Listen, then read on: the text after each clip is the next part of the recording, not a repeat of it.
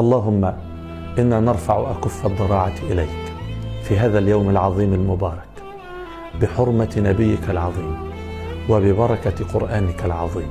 نسألك يا الله يا عظيم، نسألك الشفاء لكل مريض، ونسألك العافية لكل مبتلى، ونسألك الرحمة لكل ميت، ونسألك الهداية لكل حائر، ونسألك النصر لكل مظلوم، ونسألك يا مولانا الفرج لكل مكروب.